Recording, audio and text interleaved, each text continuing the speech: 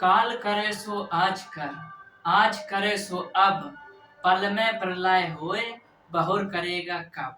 यह पंक्तियां जो है कबीरदास जी के द्वारा रचित हैं और इन पंक्तियों के माध्यम से कबीरदास जी ने यह संदेश दिया है कि अपना कार्य जो है कल के लिए मत टालें और वह आज ही समाप्त करने का प्रयास करें। और यह कार्य जो है, यह संदेश जो है अभ्यर्थियों के लिए विशेष आवश्यक है। इसलिए आप डेली लक्ष्य बनाएं और डेली अचीव करने का प्रयास करें। इसी भावार्थ के साथ स्वागत है आप सभी का one day mission YouTube channel में। भारतीय इतिहास की सीरीज प्रारंभ हमने की थी, उसके तहत विभिन्न क्लासें जिसमें मगध का उत्कर्ष आज हमारी जो अध्ययन का विषय रहेगा। और हम देख लेते हैं कि हमने पृष्ठभूमि कहाँ से तैयार की थी। 6वीं शताब्दी ईसा पूर्व तक की हमने पढ़ा था। 6वीं शताब्दी तीसरी से 6वीं शताब्दी ईसा पूर्व तक में जो 3 घटना है उनको समांतर क्रम में पढ़ने का प्रयास किया था। आइए तो देखते हैं कौन कौन सी घटनाएं थी। भारतीय इतिहास में 3 से 6वीं शताब्दी ईसा पूर्व तक 3 घटनाएं समांतर क्रम में चलती हैं। उसमें से जो पहली घटना थी वह था धर्मों का उदय। धर्मों का उदय और धर्मों के उदय में हमने मुख्यतः जो है बौद्ध धर्म और जैन धर्म, इन 2 धर्मों के बारे में अध्ययन किया। अब बात करते हैं कि दूसरा जो हमारा बिंदु था वह था मगध का उत्कर्ष। मगध का उत्कर्ष, मगध के उत्कर्ष पर हम जो है आज अध्ययन करेंगे। और एक तीसरा बिंदु था विदेशी आक्रमणकारी। विदेशी आक्रमणकारी, विदेशी आक्रमणकारी पर हमारी अगली जो भावी क्लास होगी वह इस पर होगी। इन्हें भी हम 2 भागों में विभाजित करके पढ़ेंगे। एक पढ़ेंगे ईरानी आक्रमणकारी और पढ़ेंगे यूनानी आक्रमणकारी। यूनानी में बात करें तो हम सिकंदर पढ़ेंगे, मूलतः जो सिकंदर का अध्ययन किया जाएगा। और ईरानी में जो है दारा का अध्ययन किया जाएगा। चलिए तो आज का जो अध्ययन का विषय रहेगा वह रहेगा मगध का उत्कर्ष। तो आप लोग हेडिंग डाल लीजिए मगध का उत्कर्ष।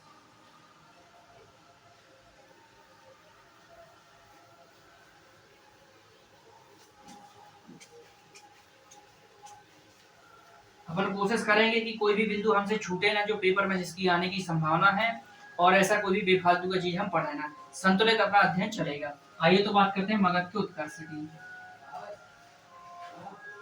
मगध का उत्कर्ष सबसे पहले जान लेते हैं कि 6वीं शताब्दी ईसा पूर्व हमने 16 महाजनपदों के बारे में जानकारी एकत्रित की थी। 16 महाजनपदों में से मगध भी एक महाजनपद था, पर कालांतर में जो है मगध ने संपूर्ण भारत या उत्तर भारत पर एक छत्र शासन स्थापित कर लिया। तो कुछ ऐसे प्रमुख शासक थे, कुछ प्रमुख ऐसे राजवंश थे, कुछ प्रमुख ऐसे विद्वान थे, जिनमें से एक चाणक्य भी थे, शायद आपने उनका नाम सुना होगा। तो इनके जो है कि अमूल्य योगदान से या इनके प्रयासों के कारण ही जो है मगध ने एक छत्र शासन किया। तो आइए जानते हैं कि इनका कालक्रम क्या रहा। तो वंशों का जो कालक्रम जान लेते हैं कि हमको पढ़ना कैसे है। तो बात करते हैं कि हर्यक वंश के बारे में सर्वप्रथम हम जानकारी एकत्रित करेंगे।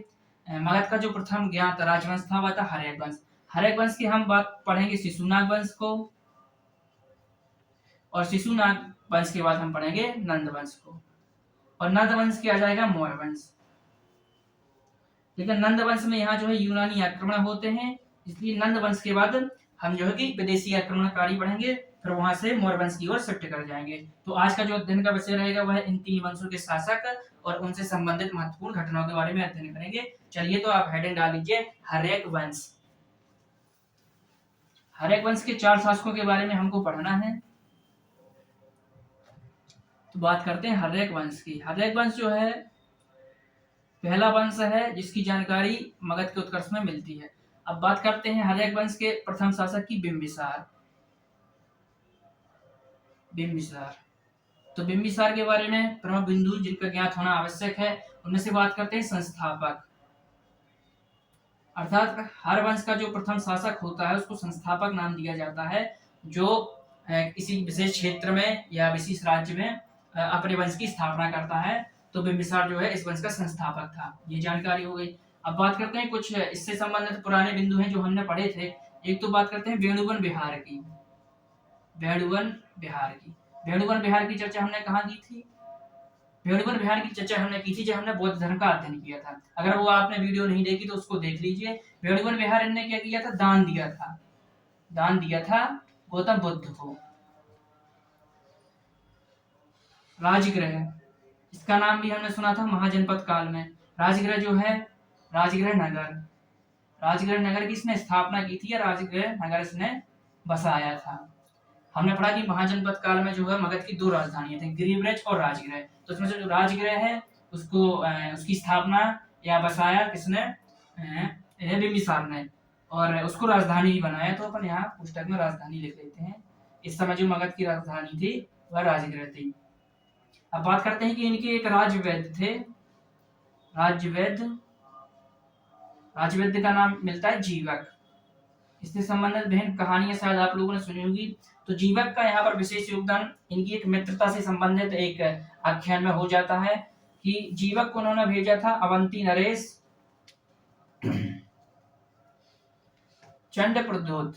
अवंती नरेश थे इनके तत्कालीन जो शासक अवंती के थे वह चंडप्रद्योत थे। तो चंडप्रद्योत की सेवा में इन्होंने भेजा था, चंडप्रद्योत की सेवा में। चंडप्रद्योत इस समय पांडु अर्थात जिसको आधुनिक में हम पीलिया रोग कहते हैं, तो पीलिया रोग से ग्रसित हो गए थे। तो चंडप्रद्योत और जो बिंबिसार की उनके मित्रवत संबंध थे, और जीवक जो है बहुत विद्वान थे, आयुर्वेदाचार्य थे। तो इन्होंने जीवक को जो है चंडप्रद्योत को इलाज के लिए भेजा और चंडप्रद्योत ने उसमें सफलता भी प्राप्त की। और इनसे संबंधित और महत्वपूर्ण फैक्ट इनसे विवाह से संबंधित हैं। पहले इनका ये जान लेते हैं कि इन्होंने जो साम्राज्य विस्तार किया तो उसमें अंग महाजनपद के बारे में हमने पढ़ा था। अंग महाजनपद का विलय किया इन्होंने, अर्थात यहाँ से जो है मगध का विस्तार प्रारंभ होता है। सर्वप्रथम जो है कि अंग जो महाजनपद था उसका विलय बिंबिसार के द्वारा किया गया। कुछ वैवाहिक संबंधों के माध्यम से इन्होंने मित्रता और ये मान लीजिए कि राज्य विस्तार के प्रयास किए। तो इनके विवाह देख लेते हैं। विवाह, भारतीय इतिहास में विवाहों का विशेष महत्व है। हमने देखा होगा बहुत फेमस विवाह आप लोगों ने सुना होगा जोधा अकबर का, और भी ऐसे बहुत सारे विवाह हैं जिनके बारे में हम आगामी क्लासों में चर्चा करेंगे। तो इनके विवाह के बारे में भी देख लेते हैं। इन्होंने 3 महत्वपूर्ण विवाह किए। एक तो कौशल नरेश थे, यह भी एक महाजनपद था, केवल महाजनपद नहीं था, ये प्रमुख शक्तिशाली महाजनपदों में से एक था।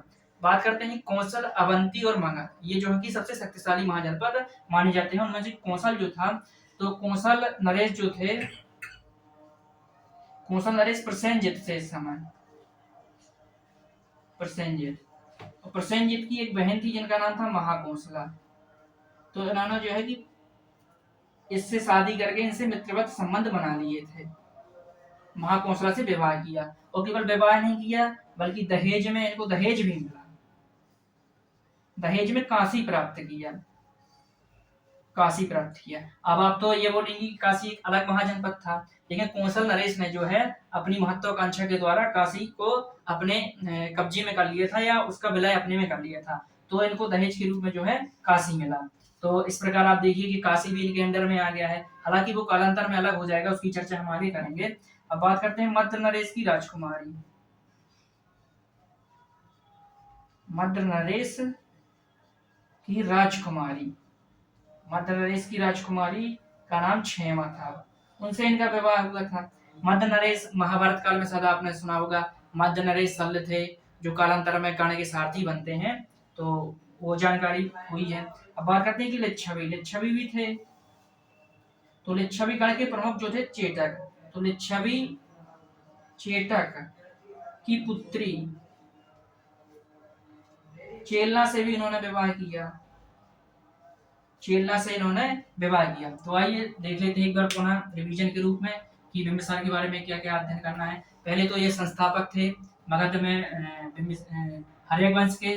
वेणुवन विहार इन्होंने दान दिया, राजगृह नगर को बसाया, राजवैद्य जीवक का इनका संबंध रहा, और अंग महाजनपदों का इन्होंने विलय किया। और विवाह के रूप में इन्होंने प्रसेनजित की बहन महाकौशला से विवाह किया, मध्य नरेश की राजकुमारी क्षेमा से, और लिच्छवी की जो प्रमुख थे, लिच्छवीगढ़ के प्रमुख चेतक, उसकी बहन चेला से विवाह किया। चलिए तो आप लिख लीजिए और आगे देखते हैं। अगला जो इसके बारे में जानकारी करेंगे वह रहेगा अजातशत्रु। अजातशत्रु के बारे में हम देखेंगे। हर्यक वंश के बारे में थोड़ा सा एक फैक्ट और जान लेते हैं। इसको पितृहंता वंश बोला जाता है, पितृहंता। पितृहंता जैसे कि इसका नाम से ही समझ में आ रहा है, पितृहंता अर्थात पिता को मारने वाले। तो इसके जो इस वंश के जितने भी शासक थे, युवराज थे, उन्होंने अपने पिता की हत्या करके जो है गद्दी का अतिक्रमण किया। तो बिंबिसार की हत्या किसने कर दी? बिंबिसार की हत्या कर दी इनके जो पुत्र थे, पुत्र, और इनके पुत्र का नाम था अजातशत्रु। तो अजातशत्रु ने जो है इनकी हत्या कर दी और शासन पर अपना कब्जा जमा लिया। तो आइए अब जो पढ़ेंगे वह पढ़ेंगे अजातशत्रु के बारे में। तो आप इसको नोट कर लीजिए, स्क्रीनशॉट ले सकते हैं। अब हम पढ़ते हैं अजातशत्रु के बारे में। तो आप लोग स्क्रीनशॉट ले सकते हैं, नोट भी कर सकते हैं। चलिए तो अब देखते हैं अजातशत्रु के बारे में।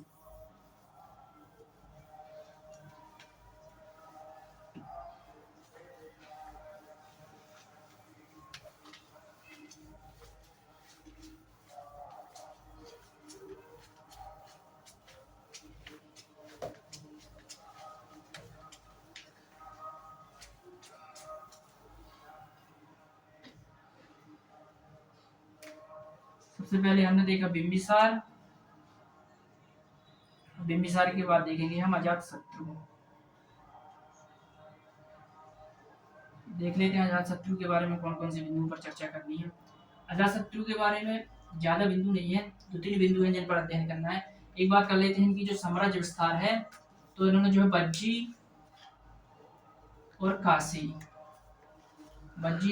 का विलय किया।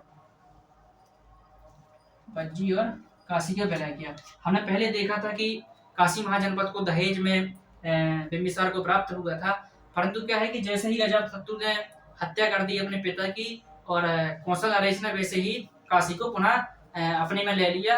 परंतु जो है कि सैनिक अभियान के द्वारा अजातशत्रु ने काशी पर पुनः कब्जा कर लिया।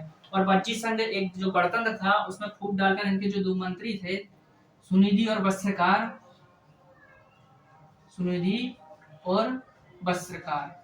ये इनके मंत्री थे। तो इन्होंने बज्जी एक संगठन था जिसमें फूट डालकर और सैनिक अभियान के माध्यम से बज्जी को भी मगध साम्राज्य में मिला लिया। तो ये महत्वपूर्ण बिंदु है। अब बात करते हैं कि जब हमने बौद्ध धर्म की क्लास की थी तो उसमें संगीतियों पर चर्चा की थी। तो जो प्रथम बौद्ध संगीति है, प्रथम बौद्ध संगीति का आयोजन जो है वो अजातशत्रु के शासनकाल में हुआ था। एक ही महत्वपूर्ण बिंदु है जिस पर हम चर्चा कर सकते हैं और जो लिखने योग्य है। अब बात करते हैं 2 शासकों के बारे में और चर्चा करनी है, और वो भी उतने महत्वपूर्ण नहीं है पर फिर भी उदयन के बारे में चर्चा करनी है।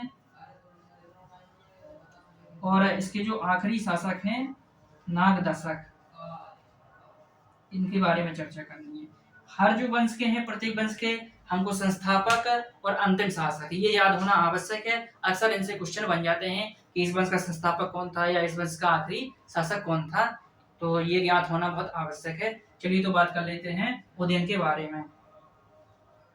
उदयन के बारे में जानते हैं। उदयन के बारे में एक बहुत महत्वपूर्ण फैक्ट है, एक ही फैक्ट अपन को पढ़ना है, वो भी बहुत महत्वपूर्ण है, तो आप उसको डबल टिक करके लिख सकते हैं। बात करते हैं पाटलिपुत्र की। पाटलिपुत्र का नाम हमने बहुत सुना है, और पाटलिपुत्र के जो संस्थापक हैं, पाटलिपुत्र के संस्थापक या पाटलिपुत्र नामक नगर जिन्होंने इसका निर्माण कराया वह कौन है? उदयन है। और इन्होंने कहा किया? सोन और गंगा के संगम पर। सोन और गंगा के संगम पर। तो सोन और गंगा का संगम जो आधुनिक पटना शहर है, बिहार की राजधानी है, वहां पर है, अवस्थित है। तो पाटलिपुत्र के संस्थापक कौन थे? उदयन। तो उदयन के बारे में केवल एक फैक्ट ही महत्वपूर्ण है। अब बात करते हैं नागदशक की। तो नागदशक के बारे में केवल इतना अध्ययन करना है, यह अंतिम शासक था, अंतिम शासक। और किसका अंतिम शासक? मगध के हर्यक वंश का अंतिम शासक था। अब ये अंतिम क्यों था? क्योंकि इसकी हत्या कर दी थी, इसकी कर दी हत्या। उदयन ने, अजातशत्रु ने की थी बिंबिसार की हत्या, उदयन ने की अजातशत्रु की हत्या, और नागदशक ने भी अपने पिता की हत्या करके जो है कि शासन लिया था। और उसी प्रकार इनकी भी हत्या हो गई, और वो किसने की थी? शिशुनाग ने। शिशुनाग ने, चूंकि यह उनके रक्त संबंध नहीं थे, ये अलग वंश के थे, इनके नाम पर शिशुनाग वंश ही चल पड़ा, इसलिए अब हम अगले वंश के बारे में पढ़ेंगे, शिशुनाग वंश के बारे में। आइए तो यहाँ से जो दूसरा वंश है हर्यक वंश, ये प्रथम वंश है, और दूसरा वंश हो गया शिशुनाग वंश। शिशुनाग वंश के बारे में अध्ययन करेंगे, शिशुनाग वंश। और ये टाइम पीरियड की अगर बात करें तो जैसे हर्यक का है तो ये 544 से प्रारंभ होकर ये 5 से 6वीं शताब्दी मान सकते हैं कि 5 से 4 शताब्दी तक का ये जो है कालक्रम अपना चलेगा। अब बात करते हैं शिशुनाग वंश की। तो शिशुनाग वंश के बारे में सबसे पहले जान लेते हैं। जो पहला शासक था उसका नाम शिशुनाग था। शिशुनाग था। अब शिशुनाग के बारे में सबसे पहला यह तो एक संस्थापक था। अब इनके नाम से ही इनके वंश का नाम चल पड़ा, इसलिए याद करने में कोई हमको कठिनाई नहीं होगी। तो एक बात ही जाननी है कि जो है ये संस्थापक थे। और बात कर लेते हैं राजधानी की। तो वैशाली, इन्होंने जो है वैशाली को राजधानी बनाया। राजधानी बनाया। चलो कैमरे का देख लेते हैं पहले कहाँ तक कवर होता है। चलिए तो हमारा कैमरा जो है यहाँ तक पहुँच रहा है। आइए अब जानते हैं अगले बिंदु के बारे में। शिशुनाग। शिशुनाग जो है 2 महाजनपद, एक हमने पढ़ा था वत्स और एक पढ़ा था अवंती। वत्स और अवंती महाजनपद का विलय जो है इन्होंने कहाँ पर, मगध साम्राज्य में किया। तो शिशुनाग के बारे में कौन सा फैक्ट देखिए इंपॉर्टेंट है। तो ये संस्थापक थे और इन्होंने वैशाली को राजधानी बनाया। वत्स अवंती महाजनपद को जो है इन्होंने मगध साम्राज्य में विलय कर लिया। आइए अब बात करते हैं शिशुनाग के बाद जो अगले शासक हैं वह हैं अजातशत्रु। कालाशोक। कालाशोक का भी नाम हम पहले पढ़ चुके हैं। कालाशोक के बारे में एक बिंदु यह महत्वपूर्ण है कि जो द्वितीय बौद्ध संगीति है, द्वितीय बौद्ध संगीति का आयोजन जो है इन्होंने करवाया था। यह इनके शासनकाल में हुआ था। यह एक महत्वपूर्ण फैक्ट है। तो शिशुनाग वंश के बारे में हमने जो शिशुनाग संस्थापक थे उनके बारे में जाना, कालाशोक के बारे में जाना। अब एक और महत्वपूर्ण शासक हैं, इनके बारे में एक पॉइंट और हम जान लेते हैं कि जो राजधानी की बात करते हैं, शिशुनाग की जो राजधानी थी वह थी वैशाली, पर कालाशोक ने अपनी राजधानी को परिवर्तित करके पाटलिपुत्र को बनाया था। पाटलिपुत्र को राजधानी जो है बनाया था। पाटलिपुत्र नगर की स्थापना की बात की जाए तो उदयन ने की थी, और अगर राजधानी की आपसे पूछा जाए कि राजधानी किसने बनाया था तो कालाशोक ने बनाया था। अब बात करते हैं कालाशोक के बाद जो एक शासक हैं नंदीवर्धन। महानंदन भी इनका नाम मिलता है। तो नंदीवर्धन के बारे में यह जानना है कि यह जो है इस वंश के अंतिम शासक थे। अंतिम शासक थे कौन से, शिशुनाग वंश के। तो हमने देखा कि हर्यक वंश के बारे में हमने 4 शासकों के बारे में पढ़ा, बिंबिसार, अजातशत्रु, उदयन और नागदशाक। और शिशुनाग वंश के बारे में पढ़ा हमने शिशुनाग, कालाशोक और नंदीवर्धन। और नंदीवर्धन की हत्या जो है नंद वंश के शासक होंगे और उसके संस्थापक होंगे महापद्म नंद के द्वारा कर दी जाती है। तो आइए अब हम जो तीसरा वंश पढ़ेंगे वह पढ़ेंगे नंद वंश के बारे में।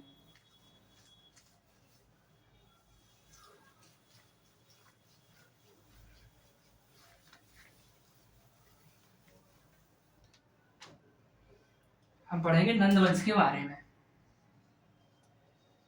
नंद वंश, और नंद वंश ये क्रम के हिसाब से अपना हमारा जो है तीसरा वंश होगा। नंद वंश के बारे में बात करते हैं तो इसके जो शासक है महापद्म नंद।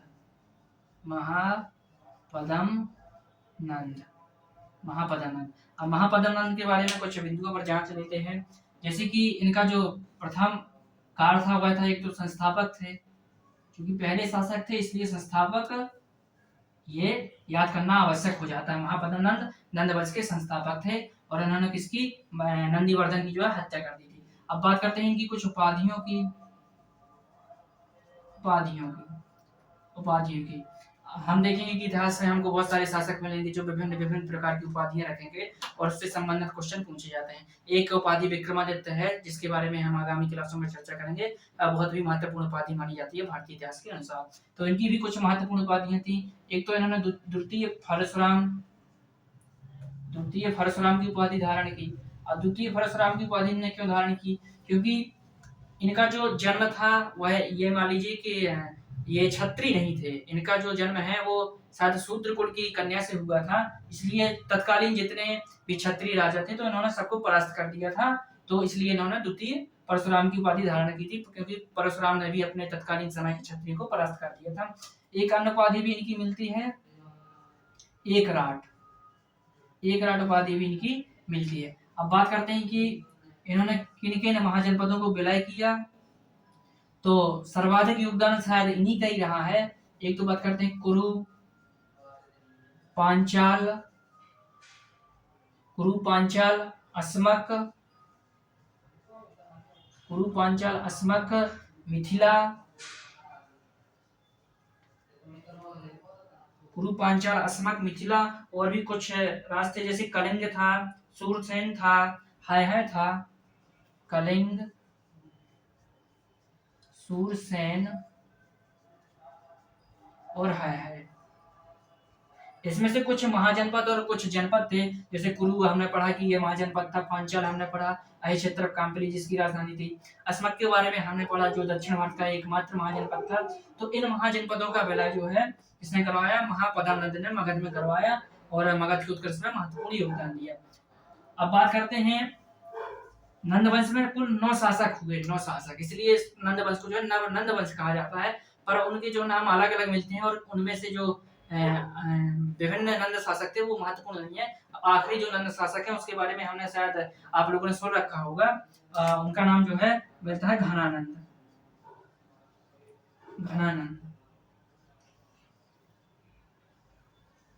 तो नंद जो वंश में है उनमें 2 शासकों के बारे में ही जानना है, एक महापदानंद जिनके बारे में हमने देखा कि इतने बिंदु जो महत्वपूर्ण है। अब नंद की बात कर लेते हैं, घनानंद की बात कर लेते हैं। तो इनके बारे में एक सबसे महत्वपूर्ण पॉइंट जरूरी है, जरूरी नहीं बहुत ज्यादा जरूरी है आपको याद करना, सिकंदर की बात कर लेते हैं। हमने जैसे इसके बाद हम देखेंगे अगली क्लासों में जो सिकंदर ने आक्रमण किया, तो सिकंदर ने जब आक्रमण किया तो उस समय मगध का शासक कौन था, वेरी वेरी इंपॉर्टेंट पॉइंट है जो अक्सर क्वेश्चन में अक्सर पेपरों में पूछा जाता है। सिकंदर का आक्रमण, और सिकंदर का आक्रमण हम देखें कब हुआ था, 326 ईसा पूर्व के आसपास जो है सिकंदर ने आक्रमण किया था। तो ये बहुत महत्वपूर्ण पॉइंट है, इसको आप डार कर लीजिए, 2 स्टार लगा लीजिए, कुछ भी कर लीजिए, पर इसको कंठस्थ ही कर लीजिए कि सिकंदर का आक्रमण किसके शासनकाल में हुआ था, तो घनानंद के शासनकाल में हुआ था। अब यहाँ से एक और महत्वपूर्ण हमको अध्ययन करना है, चंद्रगुप्त का नाम सभी ने सुना होगा, अगर नहीं सुना है तो आज सुन लीजिए। चंद्रगुप्त मौर्य ने जो चाणक्य की सहायता से इसको अपदस्थ करके और जो है मगध साम्राज्य में मौर्य वंश की स्थापना की। तो चंद्रगुप्त मौर्य ने परास्त किया, विभिन्न युद्धों के माध्यम से, कोई विशेष युद्ध का नाम नहीं मिलता है, पर अपनी जो है विभिन्न पहले छोटे छोटे सैनिक अभियानों से और एक फिर सुगठित जो है बड़ा आक्रमण करके नंद वंश को समाप्त कर मगध साम्राज्य में मौर्य वंश की नींव डाली। और हम बात आगे देखेंगे कि उन्होंने जो अखंड भारतीय साम्राज्य का निर्माण किया, जो चाणक्य के द्वारा सहायता प्राप्त की गई थी चंद्रगुप्त को। तो ये बहुत ही महान कार्य किया था इन्होंने। आइए अब एक रिवीजन के रूप में एक बार हमने देख लेते हैं कि क्या क्या पढ़ा। सबसे पहले हमने देखा कि बिंबिसार हर्यक वंश के बारे में हमने देखा कि प्रथम ज्ञात जो वंश था हर्यक वंश था, जिसमें हमने बिंबिसार के बारे में पढ़ा, अजातशत्रु के बारे में पढ़ा, और नागदशरथ जो आखिरी शासक था उनके बारे में पढ़ा, और उदयन जिन्होंने पाटलिपुत्र की स्थापना की। फिर हमने देखा कि अगला जो वंश होगा वह शिशुनाग वंश होगा। शिशुनाग में हमने शिशुनाग के बारे में पढ़ा, और जो दूसरे शासक थे कालाशोक उनके बारे में पढ़ा, जो आखिरी शासक थे महानंदन उनके बारे में हमने चर्चा की। फिर हमने देखा कि जो महापदानंद के द्वारा इनकी हत्या कर दी गई जो आखिरी शासक हैं, और संपूर्ण क्षत्रियों को या कहें कि जो महाजनपद जो बचे हुए थे उनका जो है विलय कर लिया मगध साम्राज्य में। और फिर हमने देखा कि घनानंद जो है वह चंद्रगुप्त से परास्त हो जाता है और सिकंदर का आक्रमण होता है, परंतु सिकंदर किन्हीं कारणवश से जो है कि भारत से लौट जाता है। उनके बारे में जो हम चर्चा करेंगे आगामी क्लास में करेंगे। तो अपनी जो आगामी क्लास होगी वह होगी भारत में विदेशी आक्रमण, इसमें ईरानी और यूनानी आक्रमण के बारे में हम चर्चा करेंगे महत्वपूर्ण बिंदुओं पर। चलिए तो मिलते हैं अगली क्लास में। बताइएगा आपको क्लास कैसी लगी, और अगर क्लास अच्छी लगी हो तो लाइक करें और हमारे चैनल वन डिविजन को सब्सक्राइब करें। चलिए अगले मिलते हैं अगली क्लास में। धन्यवाद।